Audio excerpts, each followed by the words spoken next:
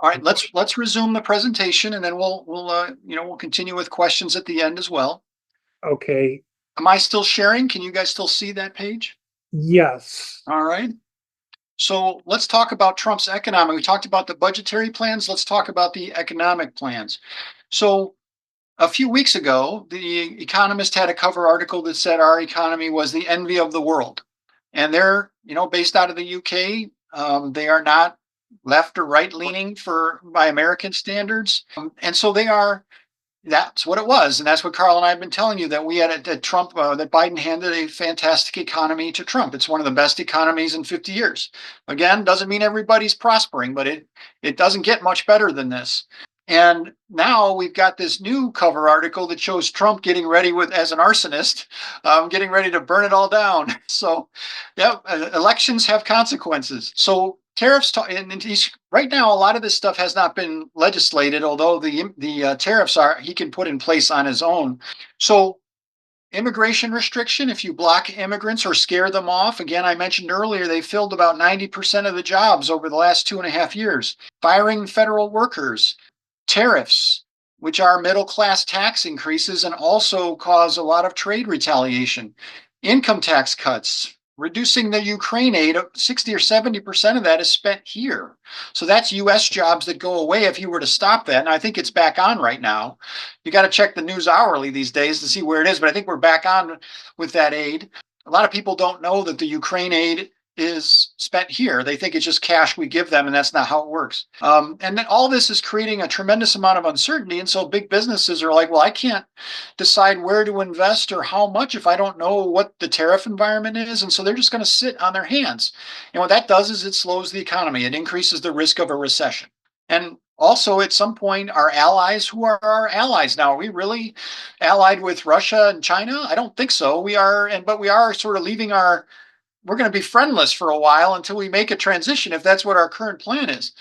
And then also all the corruption. One of the things about tariffs is, and I'll cover this again, is that people have to come to Trump to beg for exemptions. He's like the Godfather. If you've seen the movie The Godfather, everybody comes in and asks the Godfather for a favor, and then he asks for a favor back later. That's how Trump thinks he operates. And if you haven't seen Godfather lately, you should see it again. It's a darn good movie. But that is how he runs, on favors, and he thinks like a Don. And so the New York Times is noticing it, and so are all the others. The new narrative used to be that inflation was the end of the universe. Now the new narrative is we could have a bad recession if Trump keeps this up. So the stock market is a forward indicator, and it reacted. It's a 10% drop.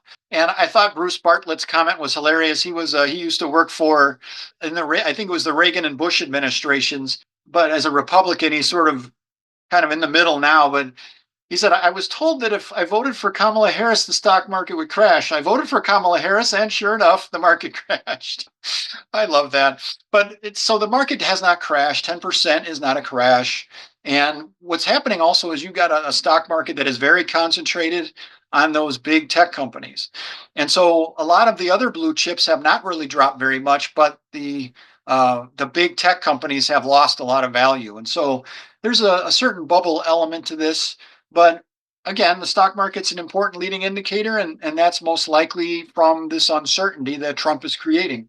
Now, as far as the tariff status, here is the New York Times covered a chart from the Peterson Institute.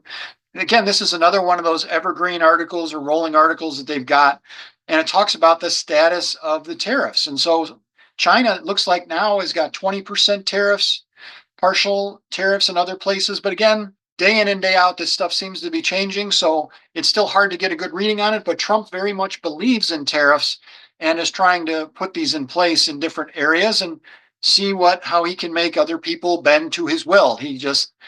That's how he likes to roll.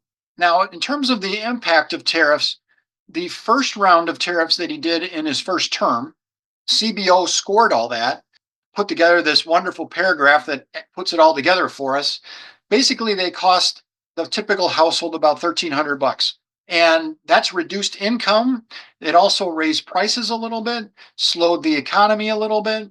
Now, clearly, tariffs will protect certain industries. If you are in a protected industry, that helps protect your job. It creates more profits in that industry. But by doing that, everybody's paying higher prices. You don't have as much money to spend in unprotected industries. And that's where the efficiency loss happens. And that's where you see these losses across the economy. So think of it as a tariff is an inefficient way to help a small group, and it hurts the wider group to do that. And if that's necessary, like you need it for strategic purposes, like you could argue the auto manufacturers or steel, aluminum, maybe some rare metals, there may be certain things that you want to protect, make the argument, but understand that you're going to hurt everybody else when you do that. And then we just have to be aware of those trade-offs. Now, this is an estimate of the new ones, but this is from the what's called the Budget Lab, which is out of Yale. It's an economist, I'm going to forget his, Ernie Tedeschi, who's a great guy to follow as well, Tedeschi. He's the Yale Budget Lab guy, and he does a lot of posting on Twitter and other places. But he's saying probably about an $1,800 loss, and it'll hurt people at the bottom the most because they're the ones that buy the imported goods. They're the ones going to Walmart, getting the cheap China goods, and they're the ones that are going to be paying more. And so there's a long list of things over here on the right, the pros and cons of tariffs. I mentioned a few earlier. They do protect certain industries, they protect certain jobs. Maybe that's a strategic trade-off that's worthwhile, but they hurt the majority. The majority is worse off because of tariffs. Hey, David? Yeah. Okay, I noticed that there were some hands up, and also Loretta said she's had her hand up 3 times and never got a chance to speak to ask her question. Could you call on Loretta, please? Loretta Stiles? Loretta, go ahead. She may be on mute. Are you on mute, Loretta? She said I'm third in a time. grocery line now, so it's really defeating the purpose to ask my question. So don't worry about it. Oh, all right. Anybody else want to ask a question? I think there were 2 or 3 hands up when you came back on. Let me see. Go ahead. You had Tamara, Chris, you have Tamara and Chris, Tamara Brown and Chris Ross. Tamara, what's your question? And you're on mute. Thanks, guys. Thanks for the presentation. I guess it's kind of evolved since the last couple of minutes. But if I could just quickly mention something to the moderators in terms of if you're looking for the budget answer in terms of deportations, just look at the Department of Homeland Security budget. You'll see they have line items under Customs and Border Protection, specifically under the law enforcement side, where it set aside significant amounts of money on transport and housing. This goes way back, probably 7 or 8 years, but more recently in this current budget, which just passed, as you know, the continuing resolution over the weekend, has the rest of the money for 2025 in it. So anybody's interested in seeing it, just as a point of reference. And also, my question was, I listened to MSNBC a few times last week, and they had Ron Insana on, who I guess used to be at CNBC. And he made something clear, and I wanted to ask the moderator, since your background is in CPA and finance. He said that, in his view, the American economy recorded some of the strongest returns, I think he said in 23 and 24, under the leadership of Biden, that it was unsurpassed from maybe perhaps since the early 1990s. And I just wanted to ask your opinion of that. Thank you. It depends on what they mean by that measure. I mean, the stock market had back-to-back years of around 25% returns. And Karl and I shared a slide earlier that said the stock market's up around 80%. As of the third quarter of last year, it was up about 80% versus 2019. So your 401k, if it was in an S&P 500 index fund, if you had $100,000, now it's $180,000. And so there has been and the net worth, we shared a slide about the net worth and showed that has almost doubled for the bottom 50%. Now it started at a low level. It started at 30,000 and now it's more like 60, but it's doubled. And it was close to zero during the Obama years, not Obama's fault. It was the Great Recession crushed, highly leveraged poor homeowners that didn't put a lot down on their house. Then the house value went to nothing and they lost all their money. Their net worth was wiped out or became negative. So we've rebuilt that to some extent, even in the bottom 50% group. So tremendous, financial, benefits of the last few years. I mean, again, the media was very negative. They literally, with a straight face, would say the economy is a liability for Biden going into the election, without saying, but it shouldn't be. I would want to throw stuff at the television. I mean, it was unbelievable. They were so negative about these things, and it wasn't Fox News. This is the New York Times, Washington Post, CNN. Everybody was very negative on the economy, and they just got caught up in their own bubble. They just lost track of going back to the data and looking at it like Karl and I do and showing that if you read that CBO report, that's the best analysis you can get, the most credible analysis. You weigh that 10 times as much as you weigh anybody else's, and they didn't, it got, airplay for a day and it was gone.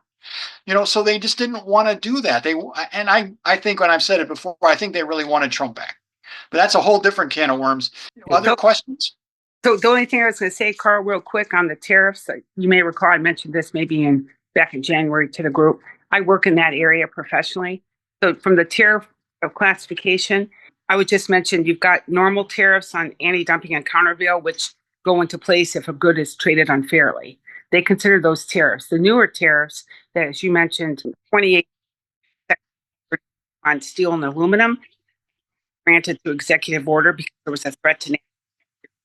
So the America during that period, even up to March 11th this year, tariff rate a flat 25%. Tamara, you're breaking up, Tamara. Sorry. I would ask if you've got a link on some of that information. That is really good stuff. If you're an expert in that area, put a link into the chat. And before we get to the end, we'll tell you how to save the chat so you have the whole history there. You can do that, and Christine will explain how that goes. But other questions? We'll take one more and then get back into it. Chris Ross is next. Chris? Not really a question, more just a kind of a point to add to the Ukraine aid and allies. I know that I heard that along with the Ukraine aid, our particular international dealings have also an effect to our current allies. I've heard of certain countries, like for instance Portugal and stuff like that, pulling out of deals for the F-35 fighter jet and other United States weapon systems. Those have a cost effect to the companies back here on that because the cost shared between multiple countries. So them pulling out of that stuff actually increases our costs back here. And then you also have other instances of other countries starting to look at their ability, whether or not they actually want to purchase weapon systems from us, and defend, from our defense industry. Because if it's dependent on, like what you were saying about Trump acting like a Don, if he, chooses, he can just cut off, all the supply of, parts and stuff like that to keep the jets flying and things like that for other countries, if they need them. Oh, yeah. I mean, the retaliation is going to be significant against our industries. I mean, can you imagine being Boeing trying to sell planes into Europe right now? Oh, yeah. I mean, Airbus is going to kill you. And it's like, this is going to happen in a lot of areas. You're going to see a lot of defense industries and other places. I think that's a great point. The retaliation will be significant for these tariffs. We think that this is protecting our industries, and there's a large number of people. Tariffs are surprisingly popular, and they think it's going to, America first. It's going to be a win for us. It isn't. And there is going to be a lot of pain that goes with these in different industries. And it's one thing the Democrats, if we ever get our communication stuff organized, is to amplify that, make sure people know when there's pain. Okay, Rick Lamonica is the next question. Remember to unmute yourself, Rick. I'm There you go. You got a ton of graphs. Some of them are confusing.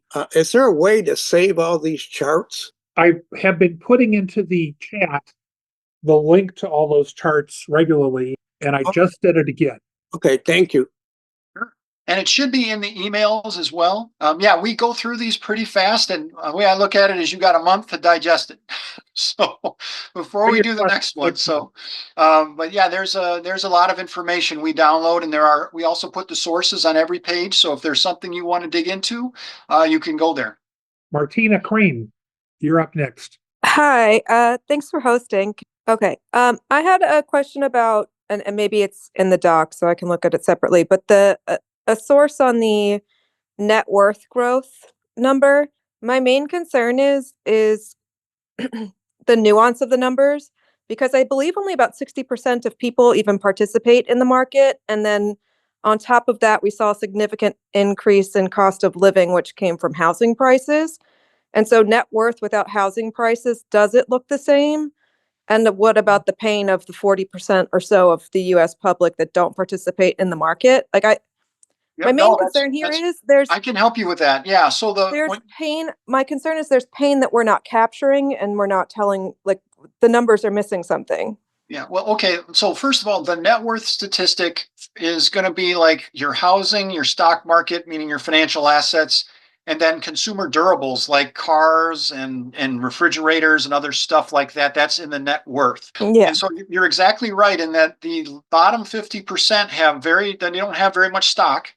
It's Yeah. mostly housing. And so housing prices are up about 50%. And if you are somebody that so your house, that's where your net worth jump is going to be, would be homeowners in the Mhm. bottom 50%. And about 66% of the population owns the home they live in, 66% of the households. And so it's that 50% number is probably skewed somewhat by those, it's the top, what would I say, that the not the bottom 20%, but the next bottom 25%, but that next 25% is probably seeing a lot better benefits than the bottom 25%. If you don't own a home and you're not in the stock market, you are not seeing a big increase in your net worth, right? Yeah. And I mean, and you if got it's to have about an asset. You got to have assets to have net worth growth. right. And so you've got about 60% of people owning homes, about 60% participating in the market. And so, like, yeah, Yep. I would just You're say, right. You're right.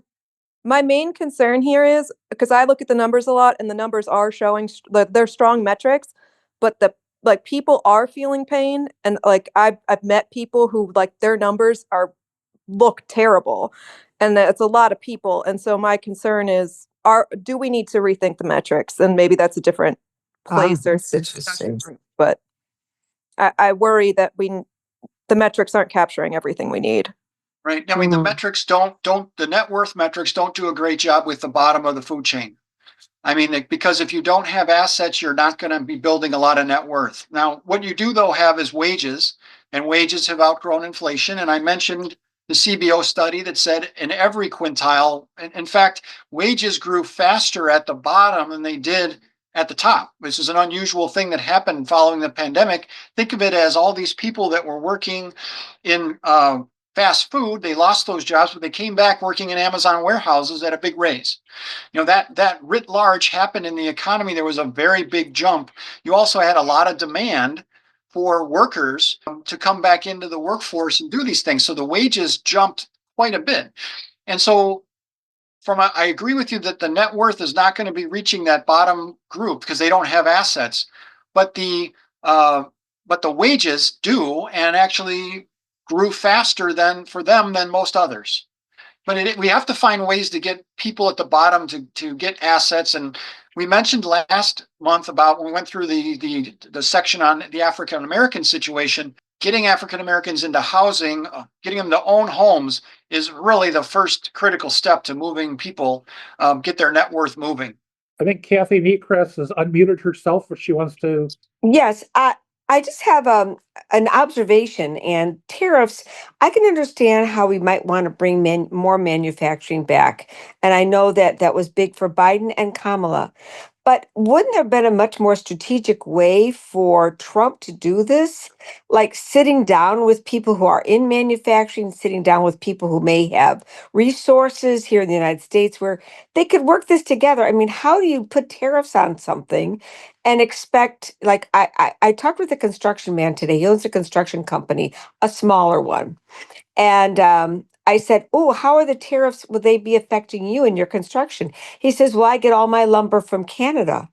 And I said, "And I think as of April, aren't they going to be putting tariffs on Canadian lumber?" I believe that's true. And I said, "Well, what about United States lumber? Why don't you just buy that?" He says, "Our lumber isn't nearly as hard." He says, "You have the Northern Canadian woods." He says, "Their lumber is what we need and what we use." No. So here we go. I mean, isn't that just stupid to make this so difficult for our employee, our entrepreneurs to do this? I'm a small business owner. I get this. So anyway, I'm just thinking, why didn't he sit down with people ahead of time and say, "Okay, let's do tariffs. Let's make it better here in the United States so we have more manufacturing. How do we do this?" Because that's not simple and easy, and Trump would get too confused. But am I right? Wouldn't that have been smart? I think Well, that's kind of what Biden was doing, right? yeah, it is. And I mean, Biden passed some smart laws to do that. I mean, there are some things that we have with the CHIPS Act and the Infrastructure Act. I mean, these are things that'll help construction and manufacturing. But when you look at the long run, manufacturing employment to total has been falling for decades. Yeah. And it's unlikely that we're going to have a big resurgence in manufacturing in the United States. That said, we need to protect certain strategic industries. I would not want to see our car industry go, and it's that we do have to figure out what is really strategic and communicate around that. And even a guy like me who's very anti-tariff, I would be happy to see it in those industries make the case. But we're not going to see the idea that we're going to bring manufacturing back here in giant numbers. It's just not what the history is showing. When one thing we could show you is a graph that shows the share of manufacturing employment to total that has just been falling forever. When China entered the World Trade Organization, it really dropped some more, as you would imagine. And it's leveled off a little bit since then, but it's still not something we're likely to rebuild in a big way. But I could put together my favorite graph on manufacturing employment since World War II. Go for it. It went up under every Democratic president except Obama. And the only reason it didn't go up under Obama is because he inherited an economy that was shedding hundreds of thousands of manufacturing jobs a month, and he still came close.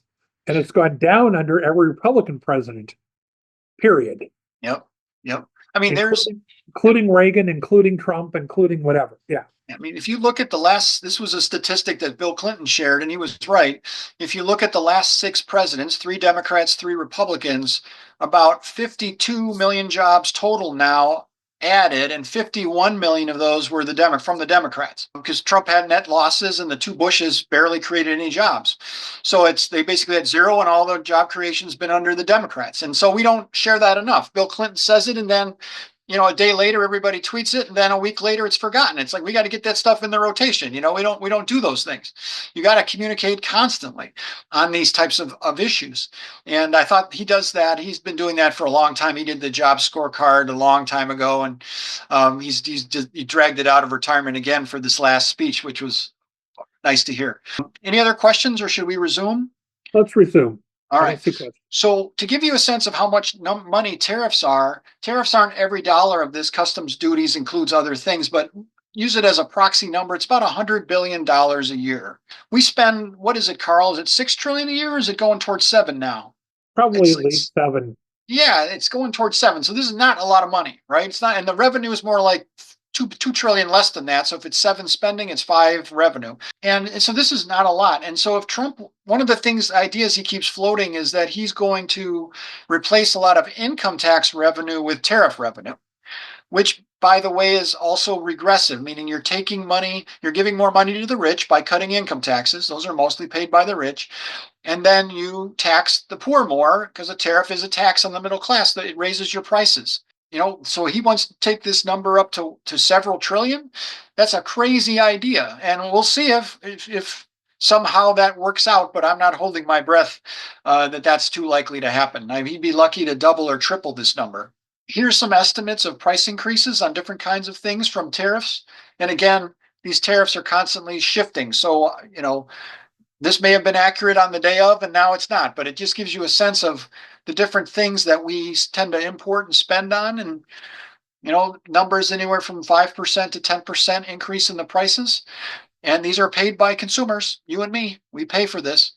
I don't see the avocados in there, so that's got to be part of it. Eggs aren't in here, it would be off the chart, right? No, I'm just kidding. This just gets back to sort of Trump's strategy on tariffs. Is this idea that we're being ripped off by foreign countries, that tariffs are going to fix all these problems, that it allows him to be the godfather. It's interesting how they ask people privately. The New York Times was interviewing some of his advisors, and they did it as long as their names were private.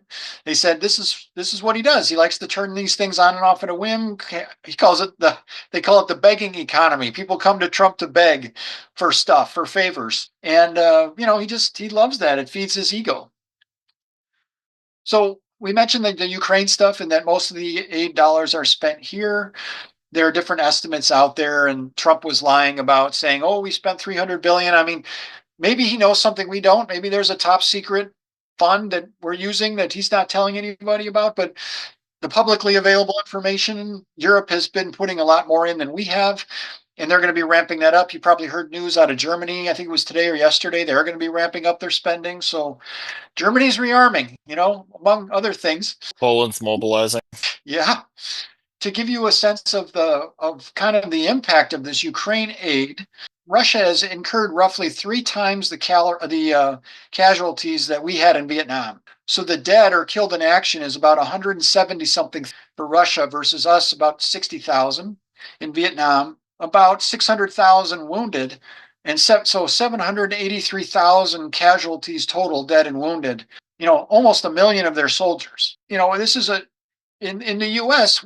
I didn't really grow up in the 60s. I was born in 69, but I mean, we were close. My dad would tell me all the time, we were close to a revolution, with Vietnam at that casualty level, among other factors. There was a lot of other stuff going on, but how long can Russia sustain this? Everybody talks about how can Ukraine hold out, blah, blah, blah, blah, blah. I mean, look at these casualties, and somebody's going to know this in Russia. There are a lot of parents that are burying their kids. They're seeing the wounded walk around. I mean, the word gets out. Now, whether they can really do anything about it with their dictator, who knows? But that is an awful lot of dead and wounded. Tons and tons of their vehicles. I mean, they're incurring a fantastic cost to do this. And we are, with just a tiny amount of aid, we are helping deliver that. We are delivering an enormous damage to our enemy with just a paltry amount of money. I mean, this is 125 billion. It's like the tariffs I just showed you. It's nothing compared to our budget. And it's got an enormous return, and it's mostly spent here. We build the stuff. That builds our industry, our ability to make this stuff, because the wars now are drones, right? Drones and artillery is what they need over there, and that's what we give them.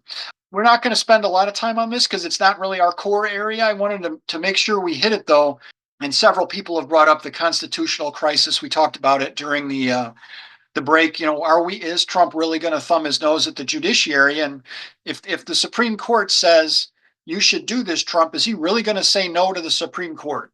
And we're going to find out, right? We're going to know this by the end of the year. And so the question is, what are we going to do about it? There isn't an easy answer. I wish there was, but we can donate to the causes, we can write, we can demonstrate. There's a variety of things we can do, but we should be very aware of the risks that we are all under. If they can deport one of us without due process, they can deport any of us without due process. They can pull you right off the street and ship you, and there's nothing you can do about it. You could be in Honduras before your family, or in San Salvador before your family gets a lawyer and starts to rescue you. You do not want to be in a place where they can just pull you off the street, and if they're being careless. And so we've got to be very serious about this. That's why I say in the scheme of things, the economic stuff is as important as it is. I don't lose a lot of sleep over it. I lose sleep over this. And he's giving you plenty of evidence. I've listed a bunch of them. You guys all know this. You guys follow the news. You know all the stuff he does that Republicans pretend they don't care about or isn't happening. This is an example of the status of the litigation. This is the Washington Post article. And then under that is the New York Times article. I suggest you read those or follow them at least, and then share that information so people are aware of it. Democrats are not laying down. There is a lot of litigation going on, but we should keep the pressure on our people to do more. Just an example of some things you can do.